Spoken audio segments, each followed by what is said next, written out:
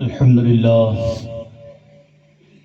لله رب العالمين والعاقبة للمتقين والصلاة والسلام على سيد الأنبياء والمرسلين أما بعد فأعوذ بالله من الشيطان الرجيم بسم الله الرحمن الرحيم فانكحوا ما طاب لكم من النساء آمنت بالله صدق الله العظيم صدق رسوله النبي الأمين المكين الكريم ونحن على ذلك لمن الشاهدين والشاكرين والذاكرين والحمد لله رب العالمين۔ آواز ہو بلند درود و سلام کی، آواز ہو بلند درود و سلام کی، محفل سجی ہوئی ہے خیر الانام کی۔ اللہ کا وظیفہ ہے اور قدسیوں کا بھی، اللہ کا وظیفہ ہے اور قدسیوں کا بھی، کیا شان ہے رسول علیہ السلام کی۔ اس لیے آواز ہو بلند درود و سلام کی، بآواز بلند درود پاک پڑھی اللہم صلی علی سیدنا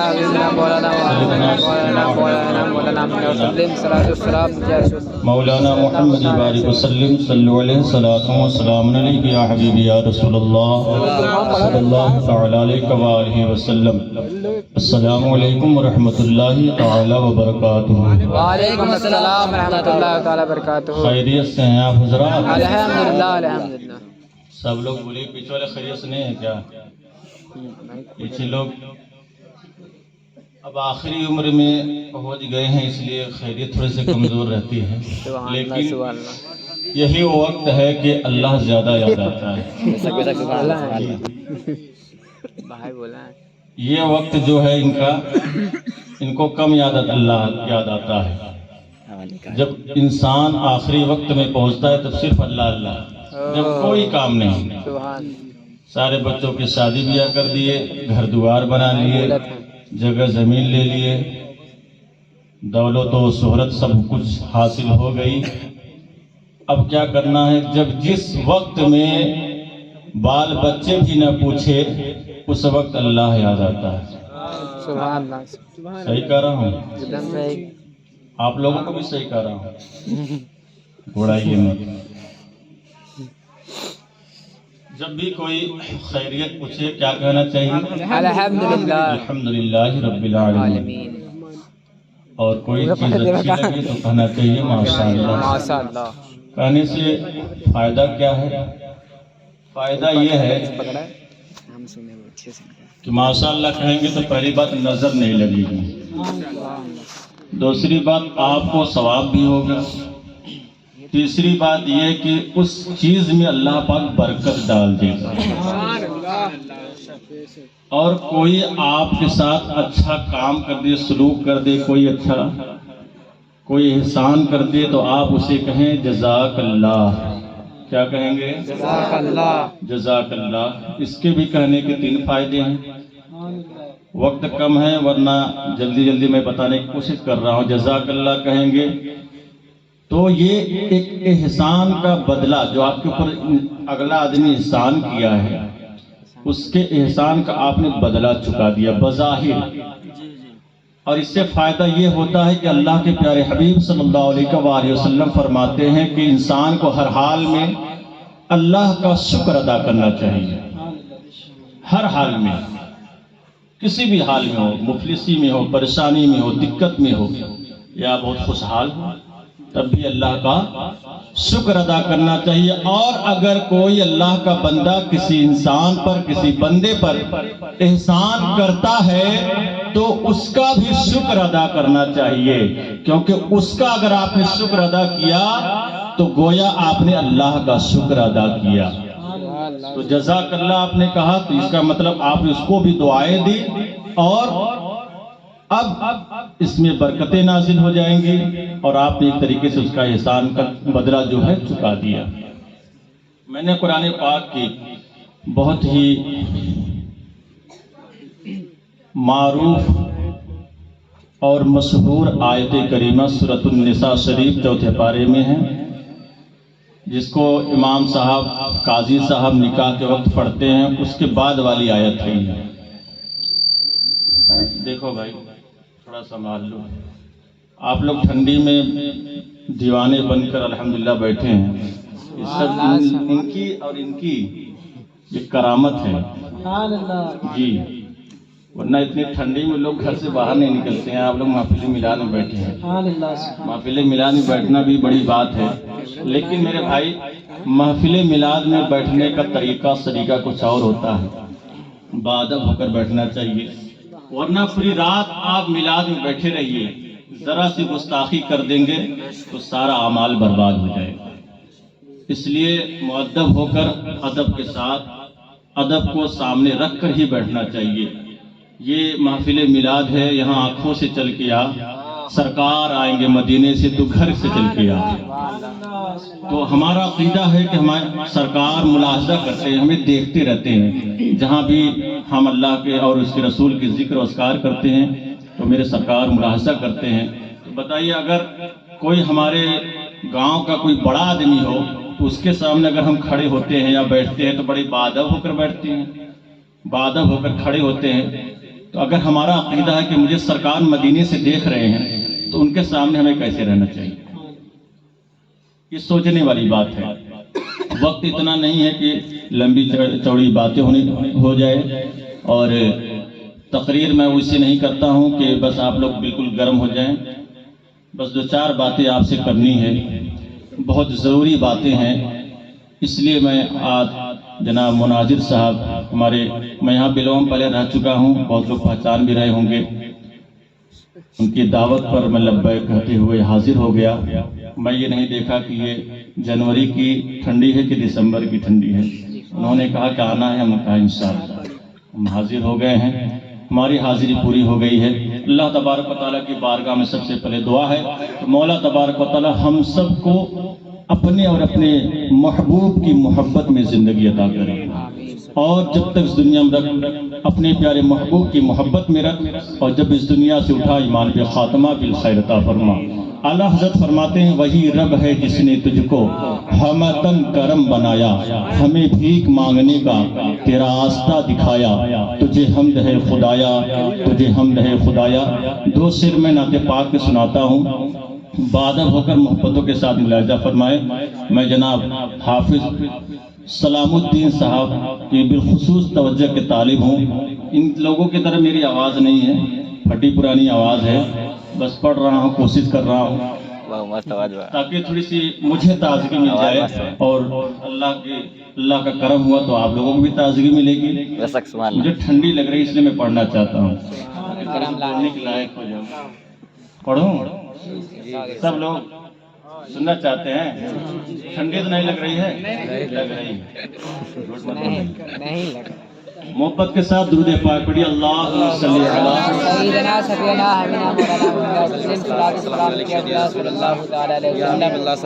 جن لوگوں کو درود شریف نہیں آ رہا ہے وہ صلی اللہ علیہ وآلہ وسلم پڑھی، یہ بھی درود شریف ہے، صلی اللہ علیہ وآلہ وسلم۔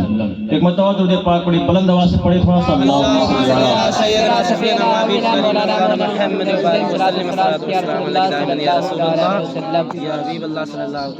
زاہد کی آرزو ہے۔ زاہد کون ہے؟ جو زہد و تقوی والا ہے، نماز پڑھنے والا ہے، عبادت کرنے والا ہے۔ چلیے اس کو میں اور آسان کر دیتا ہوں۔ ہم سب کی آرزو ہے کہ کعبہ دکھائی دے۔ اب میں یہ نہیں کہوں کہ آپ سبحان اللہ بولیے، آپ کی مرضی، ٹھیک ہے، سنیے بس محبت سے سن لیجیے۔ ہم سب کی آرزو ہے کہ کعبہ دکھائی دے،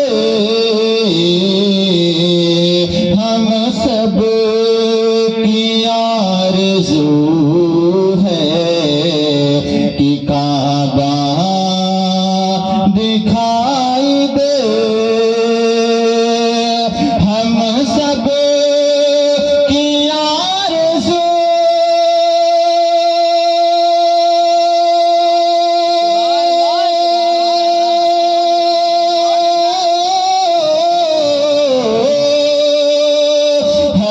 سب کی آرزو ہے کہ کعبہ دکھائی دے،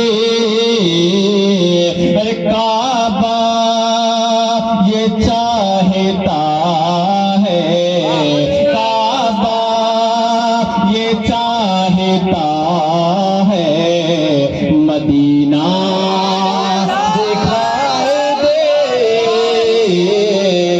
کعبے کی آرزو ہے کہ طیبہ دکھائی دے۔ پڑھتے ہیں پڑھے یار سبحان اللہ، تھوڑی سی گرمی آئی، چلیے شعر اور پڑھ دے رہا ہوں۔ کعبے کی آرزو ہے، دیکھیے شاعر کس طریقے سے ہم گناہگاروں کے لیے دعا کر رہا ہے۔ کعبے کی آرزو ہے کہ طیبہ دکھائی دے۔ اور ایک شعر ملاحظہ فرما لیں کہ قرآن پڑھ لیا تو قرآن کہہ رہا ہے سرکار نور ہے۔ کچھ بدبخت ایسے ہیں جو کہتے ہیں سرکار نور ہی نہیں ہے، جبکہ قرآن کہہ رہا ہے۔ اب نور جو ہوتی ہے، روشنی یہ ہے نا، روشنی کا کوئی سایہ ہوتا ہے، سایہ سمجھتے ہیں آپ لوگ نا، سایہ مطلب پرچھائی، پرچھائی کسی نور کی کسی روشنی کی نہیں ہوتی ہے، جس پر وہ پڑتی ہے اس کی پرچھائی ہوتی ہے۔ اس کی روشنی یہاں پڑ رہی ہے، مائک پہ پڑ رہی، ہم پر پڑ رہی، ہماری پرچھائی ہے، لیکن اس کی پرچھائی نہیں ہے، سایہ نہیں ہے۔ ملاحظہ کریں، اس لیے کہ میرے سرکار کی پرچھائی نہیں تھی، اللہ نے ان کو نور بنایا۔ سبحان اللہ۔ قرآن کہہ رہا ہے سرکار نور ہے، قرآن کہہ رہا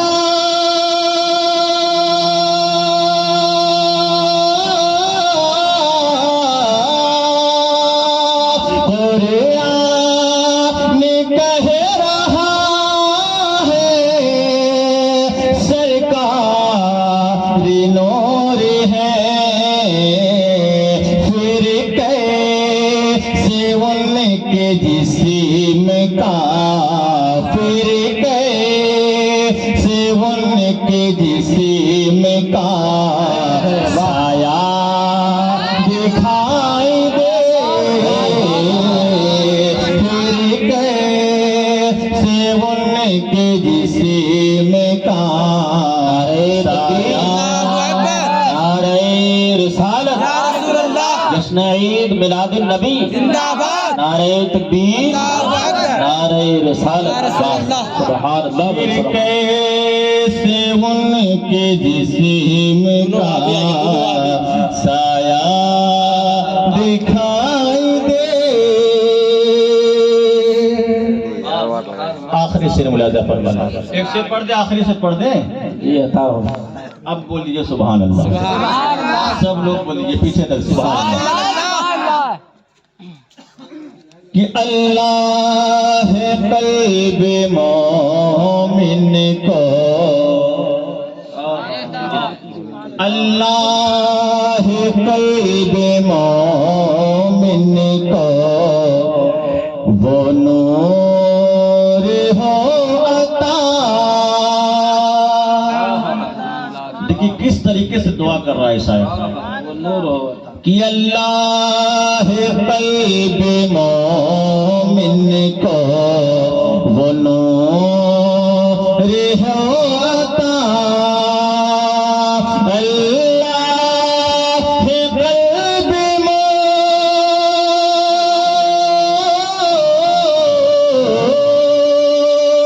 اللہ قلب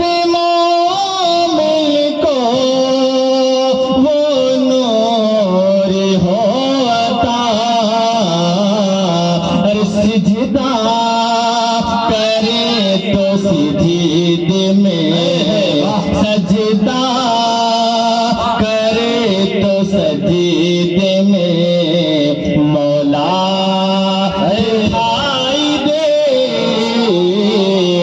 سجدہ کرے تو سجدے میں مولا دکھائی دے، زاہد کی آرزو ہے کعبہ دکھائی دے۔ سبحان اللہ، درود پاک پڑھی، اللہم صلی اللہ مولانا محمد بارک وسلم صلی اللہ علیہ وسلم علیہ یا رسول اللہ صلی اللہ علیہ وسلم۔ 15 منٹ میں انشاءاللہ آپ کو ہم لوگ مل کر صلاۃ و سلام پڑھیں گے، کیونکہ ٹھنڈی کے دن ہے، اس لیے بات تو بہت سوچا تھا کرنے کے لیے میں، آپ لوگ تو بالکل بیدار ہیں ماشاءاللہ، لیکن پیچھے لوگ سوچ رہے ہیں جلدی ختم کریں۔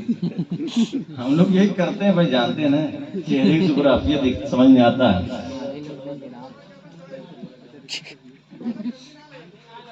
اچھا سنیں گے، ماشاءاللہ ماشاءاللہ بھائی جذبہ نکلا۔ اللہ پاک سلامت رکھے آپ حضرات۔ یہ دیکھیے جناب عبدالستار صاحب کی دختر نیک کی کل انشاءاللہ تبارک و تعالی نکاح ہونے والا ہے، اور یہ سارے انتظامات، یہ روشنیاں، یہ جو چیزیں یہاں پر لگائی گئی ہیں، سجائی گئی ہیں، رچائی گئی ہیں، یہ ساری چیزیں صرف ایک 10 منٹ کے لیے، 10 منٹ کا جو کام ہے اس کے لیے سارے انتظامات ہیں، سارے انتظامات صرف 10 منٹ کے لیے کیا گیا ہے، اور وہ 10 منٹ کا جو کام ہے وہ بہت بڑا کام ہے۔ اصلی کام جو ہوتا ہے شریعت نے اس کو بتایا کہ جو شادی میں ہونی چاہیے، اصلی کام صرف 10 منٹ کا ہے، باقی 2 دن پہلے سے 2 دن بعد تک لوگ انتظامات کرتے رہتے ہیں، پہلے بنائیے پھر بگاڑیے، بہت ساری چیزیں۔ لیکن آج کل دیکھا جاتا ہے کہ اکثر شادیوں میں، دیکھیں توجہ دیجئے تھوڑا سا، میں تقریر کوئی کتاب سے رٹ کے نہیں آیا ہوں، جو بتا رہا ہوں آپ لوگ سنیں گے تو سناؤں گا، بات وہ کرنے جا رہا ہوں اگر ذہن میں رکھ لیں گے انشاءاللہ تبارک و تعالی، تو جب بھی آپ یہاں شادی پڑے گی اگر اس پر عمل کریں گے انشاءاللہ تبارک و تعالی، آپ کے گھر سے جو بیٹی جائے گی وہ جہاں جائے گی اپنے سسرال میں خوش رہے گی۔ اگر چاہتے ہیں ایسا کہ آپ کی بہن، آپ کی بیٹی جس گھر میں جائے وہاں پر خوشحالی سے رہے اور اس کے اوپر کوئی بھی آفت و بلائیات نہ آئے، تو اس بات کو آپ بغور سنیں اور اپنے ذہنوں میں رکھیں۔ ہم بہت سارے انتظامات کرتے ہیں، شریعت نے اس کو بے اصل سمجھا، بے اصل کہا، اس ساری چیزیں اس کی کوئی حقیقت نہیں۔ نکاح کے لیے کیا چیزیں ضروری ہیں؟ 3 چیزیں ضروری ہیں، صرف 3 چیزیں ضروری ہیں۔ اکثر لوگ ہمیں جب بلاتے ہیں تقریر کرنے کے لیے، میں ایک بار جاتا ہوں دوبارہ نہیں بلاتے ہیں، جی کیوں جانتے ہیں؟ میں اصلیت بتاتا ہوں، اور مجھے اس کا بالکل اللہ جانتا میرا، مجھے بالکل فکر نہیں ہے اس چیز کی کہ مجھے دوبارہ بلائیں گے کہ نہیں کوئی، لیکن اصلی بات میں کرتا ہوں، حقیقت جو ہوتی ہے اس کو میں کرنے کی کوشش کرتا ہوں۔ یہ ساری چیزیں بے فضول ہیں، اس کی جو یہ کام کر رہے ہیں، آپ کر رہے ہیں، اس کا حساب آپ کو دینا پڑے گا۔ نکاح کے لیے صرف 3 چیزیں ضروری ہیں۔ کیا چیزیں ہیں؟ پہلا، سب سے پہلا کیا ہے کہ نکاح کے لیے ایجاب و قبول۔ ایجاب و قبول کہتے ہیں جو لڑکی سے اجازت لیا جاتا ہے اور لڑکے سے قبول کرایا جاتا ہے، اس کو ایجاب و قبول کہتے ہیں۔ دوسرا کیا ہے؟ دوسرا گواہ ہے۔ دوسرا کیا ہے؟ گواہ ہے۔ تیسرا کیا ہے؟ مہر دین۔ کیا ہے؟ مہر دین۔ اور اکثر میں نے دیکھا ہے ہم لوگوں کا بھائی کام ہے یہ، ہم لوگ نکاح پڑھاتے ہیں، اکثر و بیشتر دیکھتے ہیں ہر کام میں لاکھوں روپے لوگ خرچ کرتے ہیں، لیکن جب اصلی بات آتی ہے یعنی مہر کی بات، تو کہیں گے کتنا ہوتا ہے؟ لکھ لیں، ایسا کر 2786 روپے لکھ، ایسا لگ رہا توپ دے دیا جی، ایسا لگ رہا 2 لاکھ لکھوا رہا ہے۔ ہاں صحیح بات کر رہی ہے. ابھی ایک مہینے پہلے ہمارے جب میں جہاں رہتا ہوں وہی بغل میں گاؤں ہے, وہاں پہ میں گیا تو میں بولا کہ بھائی مہر دن بتائیے کتنا لکھ دیں. تو وہ کہا کہ آپ ہی جیسا کریے نا 501 روپیہ لکھ دیجیے. ہم کہا واہ اتنا کاہک دے رہے ہیں, کم سے کم 200 لکھوائیے, 500 کا لکھوا رہے ہیں. سنیے مہر واجب ہے, یہ لڑکی کا پورا حق ہے اور اس کو دینا ضروری ہے. اے بھیا چائے تھوڑا جلدی دے دیجیے کیونکہ بات بڑی لمبی ہونے والی ہے. اگر چائے دیتے رہیں گے تو گھنٹے میں تقریر چل جائے گی. تقریر جلدی ختم کرانی تو چائے جلدی کام کریے.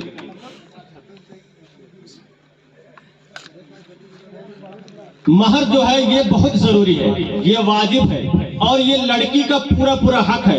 اور اس میں ایک بات سنیے, مسئلہ سنیے, اس میں لڑکی کے باپ یا بھائی ان کا بھی کوئی حق نہیں ہے.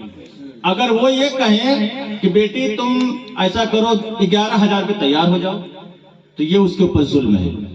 یہ لڑکی کے اوپر ہے. لڑکی اگر کہا دی کہ مجھے 1,00,000 روپے مہر دن چاہیے تو اسی پر اس کا نکاح ہوگا, اس کے علاوہ نکاح نہیں ہو سکتا ہے. ہم لوگ مسئلہ جاننا نہیں جانتے ہیں. اگر کوئی بتاتا ہے تو ہم مانتے نہیں ہیں. یاد رکھیں کوئی بھی مسئلہ ہو, کسی بھی عقیدے سے متعلق ہو یا نماز سے متعلق ہو, وضو سے متعلق ہو, شریعت کی کوئی بھی باتیں, ہم مسلمان ہیں, ہم کو ہر مسئلے کو فالو کرنا ہے, ہم کو ماننا پڑے گا. اگر ہم نہیں مانیں گے تو اگر ہم مان رہے ہیں اس کے باوجود اگر ہم غلطی کر رہے ہیں تو گناہگار ہوتے ہیں. لیکن اگر ہم نے کسی مسئلے کا انکار کر دیا تو ہمارا ایمان بھی ختم ہو جائے گا. یاد رکھیں آپ نہیں مانتے ہیں یعنی انکار نہیں کرتے ہیں لیکن اس کو فالو نہیں کر پا رہے ہیں, اس کو کر نہیں پا رہے ہیں تو گناہگار ہوں گے. لیکن اگر یہ کہے گا یہ مولوی مولانا کام ہے بولنے کا, یہ میں دیکھتا ہوں اکثر لوگ کہتے ہیں یہ مولوی مولانا کام ہے بولنے دیجئے, ہم کو جو کرنا ہے وہ کریں گے. یاد رکھیں اس سے آپ کا ایمان بھی ختم ہو گیا. اور صرف ایمان نہیں ختم ہوا بلکہ اگر آپ کسی سے مرید ہیں تو بیعت میں ٹوٹ گئی, اور اگر آپ نکاح والے ہیں, شادی شدہ ہے تو آپ کی بیوی بھی آپ کی نکاح سے نکل گئی. یہ مت سوچیے کہ صرف ایمان گیا. بہت لوگ سوچتے ہیں ایمان ہے تو گیا ہے, معاذ اللہ. میرے بھائی ایمان سے بڑھ کر کچھ نہیں ہے. سنیے قیامت کے دن اللہ تبارک و تعالی ہر اس بندے کو بخشے گا جس کے اندر ایمان کی خوشبو بھی ہوگی. ایمان کی اگر خوشبو بھی ہے وہ لاکھ گناہگار ہو, سمندر کے جھاگ کے برابر اس کے گناہ ہو, پہاڑوں جیسے گناہ ہو, زمین سے آسمان تک اس کے گناہ ہو, لیکن اللہ تبارک و تعالی اس کے گناہوں کو معاف کر دے گا. اس کو گناہوں کو معاف ہی نہیں کرے گا بلکہ اس کے گناہوں کو ثواب میں بدل دے گا اور اس کی بخشش کر دے گا. لیکن شرط یہ ہے کہ اس کے ساتھ ایمان ہونا چاہیے. اور اگر جس کے ساتھ ایمان نہیں ہے, جس کے پاس ایمان نہیں ہے, ایمان کی دولت سے اگر وہ خالی ہے تو یاد رکھے اگر ایمان نہیں ہے اس کے پاس سمندر جیسی ثواب ہو, سمندر جیسے اعمال ہو, پہاڑوں کے جیسے اعمال ہو, زمین اور آسمان کی اتنے اعمال ہو, نیکیاں ہو, لیکن اللہ تبارک و تعالیٰ اس کو اٹھا کے جہنم میں پھینک دے گا. کیوں؟ اس لیے کہ اس کے پاس ایمان نہیں ہے. ایمان سب سے بڑی دولت, سب سے بڑی دولت. ابھی کل میں حضرت پڑھ رہا تھا احیاء العلوم میں, امام غزالی رحمۃ اللہ علیہ فرماتے ہیں کہ انسان کو ہمیشہ توبہ کرنا چاہیے, ہمیشہ توبہ کرنا چاہیے. اس لیے ایمان سے بڑھ کر کوئی دولت نہیں. لوگ دولت کماتے ہیں, کمائیے, بہت اچھی بات ہے. حلال رزق اگر کما رہے ہیں, اپنے بچوں کی پرورش اگر حلال رزق سے کر رہے ہیں تو اللہ تبارک و تعالیٰ وہ بھی عبادت میں لکھے گا.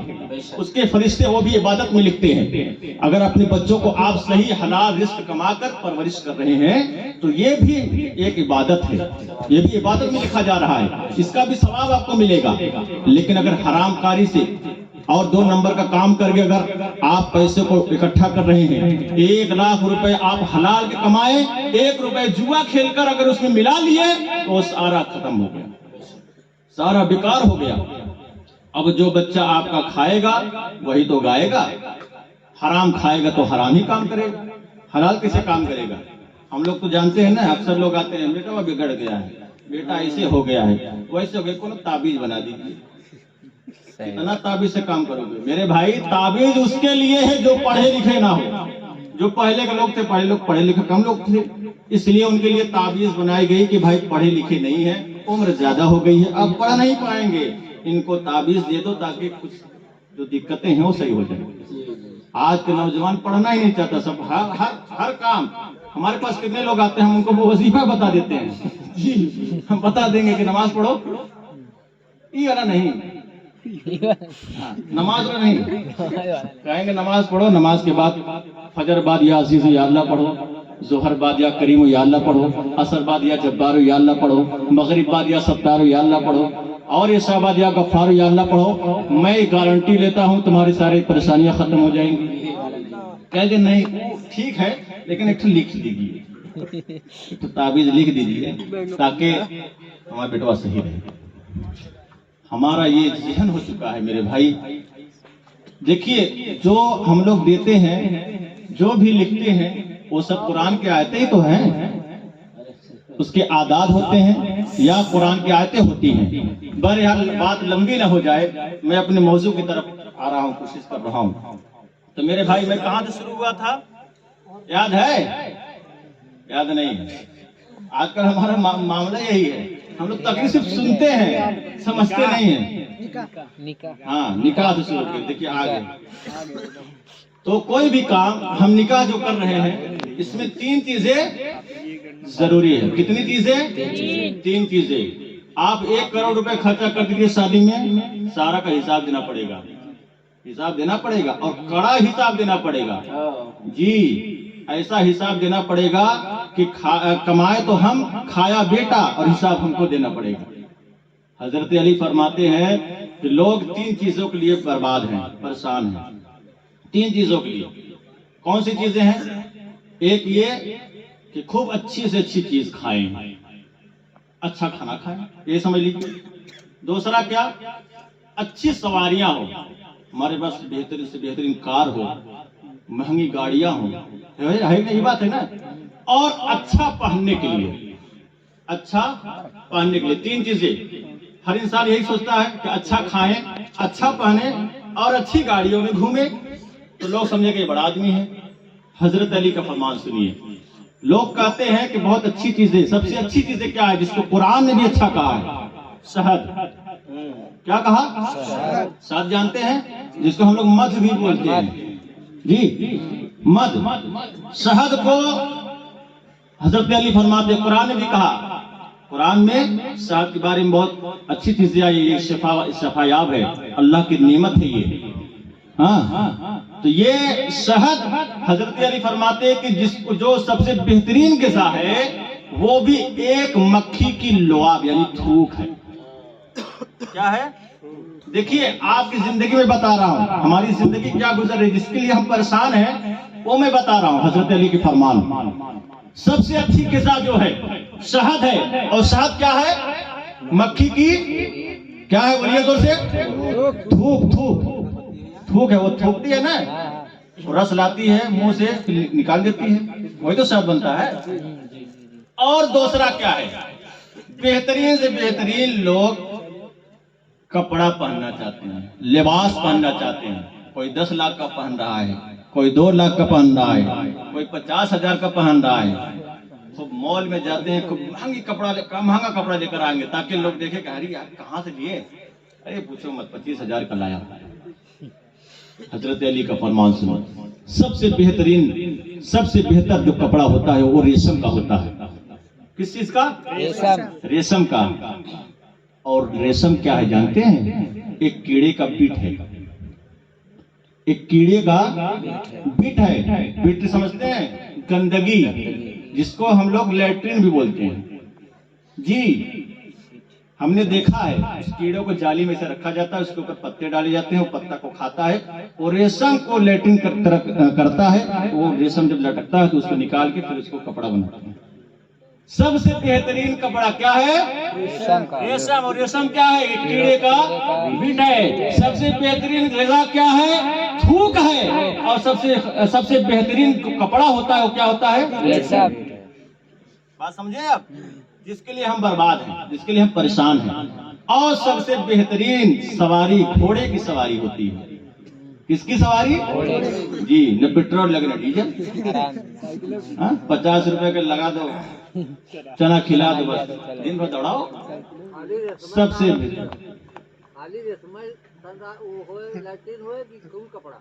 نہیں ریشم کے کپڑا سب سے بہترین کپڑے کی بات کر رہا ہوں نا، بہترین کپڑے، اس لیے مردوں کو ریشم کا کپڑا پہننا منع ہے جی۔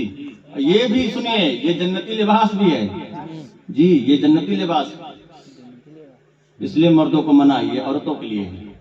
بہرحال یہ مسئلے پوچھیں گے تو بڑی لمبی بات ہو جائے گی۔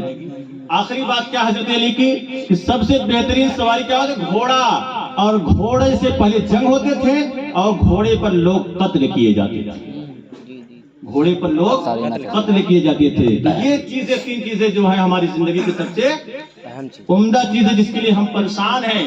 میرے بھائی زندگی میں کچھ کرنا ہے، اتنا سوچو کہ ہمیں کیا کرنا ہے اور کیا لے کر جانا ہے، کیونکہ مرنا تو سب کو فکس ہے، مرنا ہے۔ اگر کسی کو نہیں مرنا ہے تو اس سے ہم ملاقات کرنا چاہتے ہیں، ہے کوئی ایسا؟ کسی کو نہیں مرنا ہے، مرنا سب کو ہے، اور مرنا ہے، مرنے کے بعد کہاں جانا ہے؟ کہاں جانا ہے؟ قبر میں۔ دیکھو کچھ لوگ جانا ہے میرے بھائی، قبر میں ہی جانا ہے۔ اللہ پاک نصیب تو کر دے قبر، کم سے کم قبر میں جانے کے بعد کیا کیا ہوگا۔ بہرحال ٹھنڈی کے ایام ہے، ورنہ بات بہت کچھ کرنی تھی۔ اب یہ سمجھ لیجئے کہ ہم کو اپنے ایمان کی سلامتی کرنی ہے۔ کس طریقے سے کرنی ہے؟ غیر مقلدوں سے کرنی ہے، غیر مقلدوں سے جی۔ بہت لوگ سوچتے ہیں کہ چلو وہ مولانا، وہ مولانا، صرف مولانا ہونے سے کام نہیں چلے گا میرے بھائی۔ آپ کو پہچاننا ہوگا کہ جو آپ کے محبوب، آپ کے سرکار، آپ کے آقا، آپ کے مولا کو جو گالی دیتا ہے، ان کی گستاخیاں کرتا ہے، آپ کو کافر کہتا ہے، آپ کو مشرک کہتا ہے، آپ اس کے پیچھے نماز بھی دھڑلے سے پڑھ رہے ہیں، سوچنے والی بات ہے۔ آپ کیسے نماز پڑھ سکتے ہیں؟ آپ کو کافر ہو کہہ رہا ہے اور آپ جا رہے ہیں اس کو مسلمان سمجھ رہے ہیں۔ حدیث شریف ہے کہ اگر کوئی مسلمان کو کوئی کافر کہتا ہے، اگر وہ کافر نہیں ہے تو وہ چیز اس کے اوپر لوٹ کر آتی ہے، وہ خود کافر ہو گیا۔ یعنی آپ نے اگر معاذ اللہ کسی مسلمان کو کافر کہہ دیا، اگر وہ کافر نہیں ہے تو آپ خود کافر ہو گئے۔ تو آپ سوچئے، جو آپ کو خود کافر کہہ رہا ہے اس کو امام بھی بنا رہے ہیں، اس کے پیچھے نماز بھی پڑھ رہے ہیں آپ۔ تو بہرحال بات یہ کہانی تھی۔ ہاں تو یہ شادی والی بات تھی۔ تیسری بات کیا تھی میں نے بتایا کہ مہر دین، یہ ضروری ہے۔ اس میں کبھی بھی کوئی بھی بات میں جب مہر کی بات آئے تو کوشش یہ کریے کہ زیادہ سے زیادہ مہر دے، کیونکہ لڑکی کا سب سے بڑا اور سب سے پہلا یہ حق ہے، اس کا حق ہے، اور اس میں کسی کا حق نہیں ہے، صرف لڑکی کا حق ہے۔ وہ جتنے پہ مہر کہے اتنے پہ آپ کو دینا پڑے گا، اور یہ واجب ہے، اس کو ادا کرنا ضروری ہے۔ میرے بھائی جب آپ کی شادی ہو جائے، لڑکی کا نکاح جب آپ کی دلہن جب آپ کے گھر آ جائے تو آپ سب سے پہلے کام یہ کریے کہ اس مہر کو اس کو ادا کریے، دیجئے، کوشش کریے کہ اسی دن دے دیں، پہلی ملاقات میں دے دیں، کوشش یہ کریے۔ اگر آپ کے پاس اس وقت نہیں ہے تو آپ یہ کہیے اس لڑکی سے، اپنے دلہن سے کہیے کہ ابھی میرے پاس نہیں ہے، میں کما کے انشاءاللہ تبارک و تعالیٰ تمہیں دے دوں گا۔ اس کے بعد آپ اس سے اجازت لے کر تبھی اس کو آپ ٹچ کر سکتے ہیں، یاد رکھیں۔ لیکن ابھی جانتے ہیں، ابھی بہت ساری جگہوں پر یہ بھی مسئلے ہیں کہ لڑکی والے جو ہوتے ہیں، لڑکی جو ہوتی ہے اس کی بھوجائی لوگ، اس کے چاچی لوگ، اس کے خالہ لوگ، امی لوگ نہیں کرتی ہیں، زیادہ تر جو مطلب بہت کلوز جو رشتہ دار ہوتے ہیں وہ لوگ ان کو سمجھا دیتی لڑکی کو، جانتے ہو مہر مت لیتے ہیں جی، میں نے سنا ہے مہر اور آدمی دیں گے تو مت لینا، کاہے؟ تو مہر لے گی نا تو وہ آزاد ہو جائے گا، آزاد ہو جائے گا۔ اگر تو مہر نہیں لے گی تو آزاد نہیں رہے گا، قبضے میں رہے گا، ایسا ہو سکتا ہے؟ تب تو اور آزاد رہے گا۔ میرے بھائی سنیں، میری ماں بہنیں بھی سن رہی ہوں گی، کسی بھی لڑکی کو آپ یہ مشورہ نہ دیں، بلکہ مہر کا وہ طلبگار بنے، خود طلب کرے کہ میرا مہر دیجیے، میرا حق ہے، یہ مہر دینا ضروری ہے۔ اور بہرحال اب اس کے بعد آخری بات میں ایک واقعہ سناتا ہوں، واقعہ نہیں ہے، ایک حقیقت ہے، اس کو میں آپ کے روبرو کرتا ہوں، اس کے بعد اپنی باتوں کو ختم کروں گا انشاءاللہ تبارک و تعالیٰ۔ ایک بہت بڑے بزرگ تھے، ان سے پوچھا گیا کہ آپ اللہ کے ایک بہت بڑے برگزیدہ بندے ہیں، ایک بات بتائیے، آج کل جو شادیاں ہوتی ہیں، شادیوں میں اکثر دیکھا جاتا ہے کہ لڑکیاں اپنے گھر جاتی ہیں تو ان کو بھوت پریت پکڑ لیتا ہے، وہ شیطان کے جال میں آ جاتی ہیں، وہ گھر میں پریشان رہتی ہیں۔ اس بات کو میں نے وعدہ کیا تھا کہ اس بات کو آپ سنیے اور ذہن میں رکھیے گا۔ اس بات کو ذہن میں رکھیے گا. ان سے جب پوچھا گیا تو لڑکیاں جو کیوں پریشان ہوتی ہیں, سسرال جاتے خوشحال نہیں رہتی ہے, کبھی ساس پریشان کر رہی ہے, کبھی نند پریشان کر رہی ہے, کبھی جٹھانی پریشان کر رہی ہے, کبھی گھر والے پریشان کر رہے ہیں, کبھی اس کے شوہر پریشان کر رہے ہیں, کبھی کسی شیطانی وسوسے میں پڑ گئی ہے, تو کیا کیا جائے, کیا وجہ ہے کہ یہ سب ساری باتیں ہو رہی ہیں. ان بزرگ نے کیا فرمایا سنیں. ان بزرگ نے فرمایا جانتے ہیں وجہ کیا ہے؟ ہمارے یہاں 2 مہینے پہلے شادی کی تاریخ رکھ دی جاتی ہے. 2 مہینے پہلے تاریخ رکھ گئی. اس کے بعد جب کچھ دن ہوئے, 4-5 دن رہ گئے شادی کے, اگوائی جو کرتا ہے وہ جانتے دونوں طرف دیکھتا ہے نا. اس میں بہت سارے لوگ کرتے بھی ہوں گے, ہوتا ہے نا, دونوں طرف دیکھتے ہیں کہ بھائی یہاں لڑکا کی طرف کیا تیاری ہے اور لڑکی کی طرف کیا تیاری ہے. تو زیادہ تر زور اس کا لڑکی کی طرف رہتا ہے. لڑکی کی طرف آیا, ہاں بھائی آئے, کیا بات ہے, یہ بتائیے کہ آپ کا انتظام ہو گیا ہے؟ جی.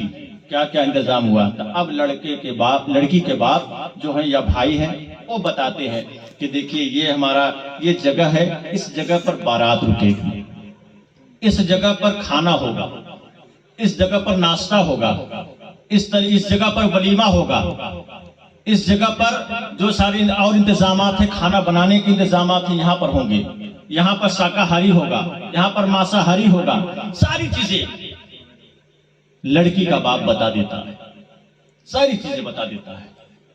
لیکن ایک چیز نہیں بتاتا. جانتے ہیں کیا؟ یہ چیز نہیں بتاتا کہ میری بیٹی کا نکاح کہاں ہو.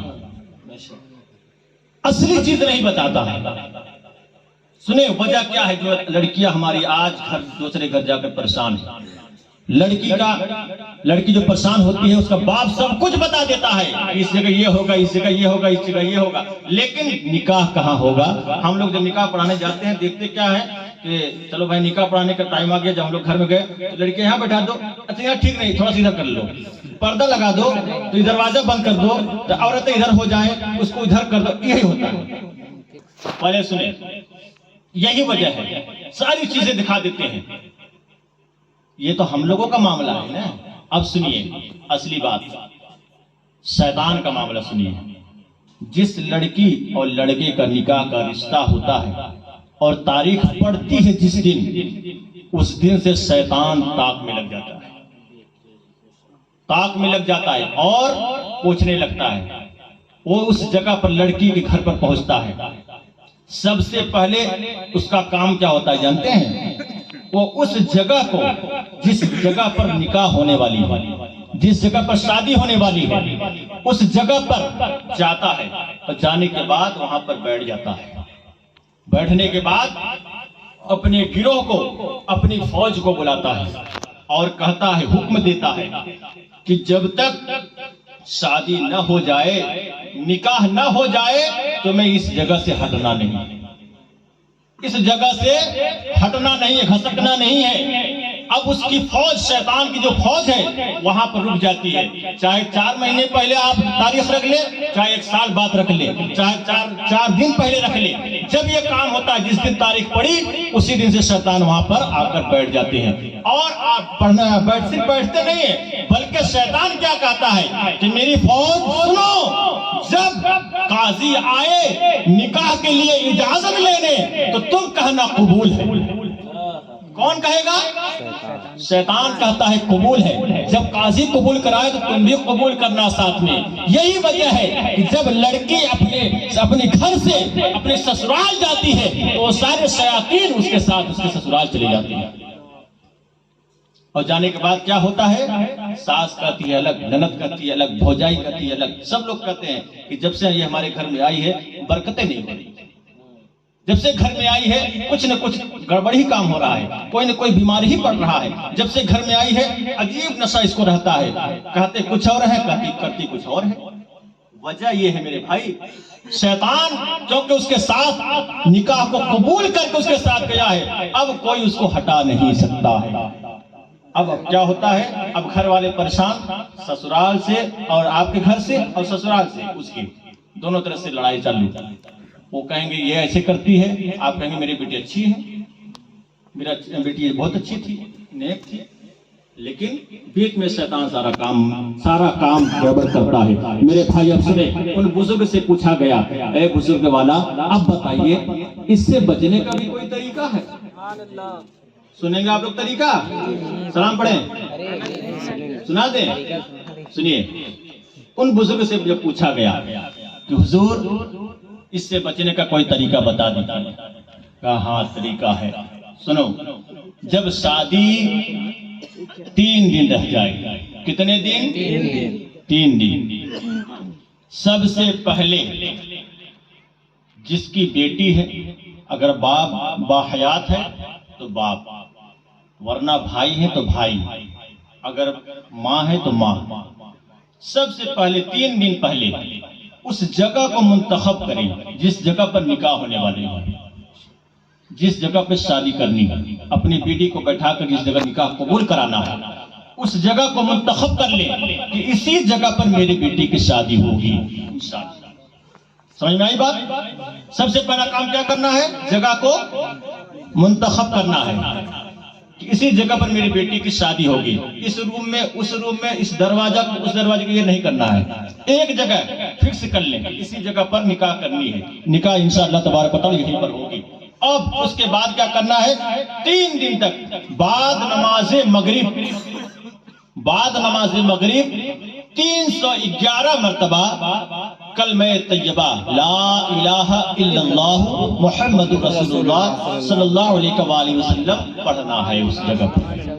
کیا پڑھنا ہے؟ بلند آواز سے پڑھیں، لا الہ الا اللہ محمد رسول۔ کتنی مرتبہ؟ 311 311 مرتبہ، 311 311 مرتبہ پڑھنا ہے۔ کس جگہ پر؟ جس جگہ پر لڑکی کی شادی ہوگی، نکاح ہونا ہے جہاں اس جگہ پر۔ اب اس کے بعد ایک بزرگ اور فرماتے ہیں کہ اس جگہ پر ایک کام اور کرنا ہے، 1 مرتبہ سورہ یاسین شریف، 1 مرتبہ سورہ رحمان شریف اور 1 مرتبہ سورہ ملک شریف، یہ تینوں بھی اس جگہ پر پڑھنا ہے۔ انشاءاللہ تبارک و تعالی جو شخص اپنی بیٹی کی نکاح میں، اپنی بیٹی کی شادی میں یہ کام کر لے گا، اللہ تبارک و تعالیٰ کا کرم ہوگا انشاءاللہ تبارک و تعالیٰ۔ وہ بیٹی جس گھر میں جائے گی وہاں خوشحال رہے گی، جس گھر میں جائے گی اس کے گھر والے بھی خوش رہیں گے، اس کی شوہر بھی خوش رہے گا، اور اس کی ساس، اس کی نند، اس کی بھوجائی جو بھی ہوگی سارے لوگ اس لڑکی سے خوشحال رہیں گے اور کہیں گے واقعی میں جس گھر سے آئی ہے اس کے ماں باپ نے بڑی اچھی پرورش کی ہے۔ میرے بھائی بس یہی باتیں، بس اس بات کو یاد رکھیں کہ آپ کو یہی کرنا ہے، جب آپ کے گھر میں شادی پڑے آپ کو یہ کام ضرور کرنا ہے۔ کیا کام کرنا ہے؟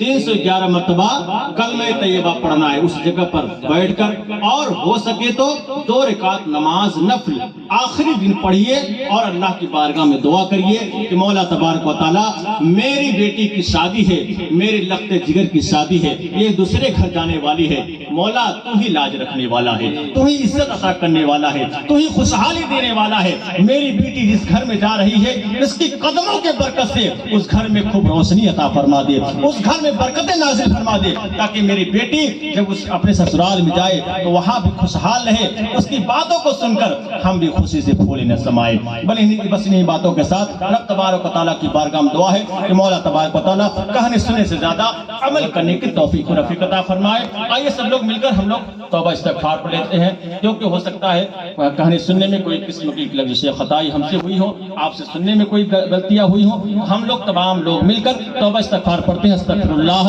ربی من کل ذنب واتوب الیہ۔ بلند آواز سے آگے سے پیچھے تک سب لوگ مل کر پڑھیں، لا الہ الا اللہ، لا الہ الا اللہ، لا الہ الا اللہ محمد رسول اللہ۔ اس سے کرو جو تمہیں بہتر لگے۔ صدق اللہ العلی العظیم وما علینا البلاغ۔ السلام علیکم ورحمۃ اللہ وبرکاتہ۔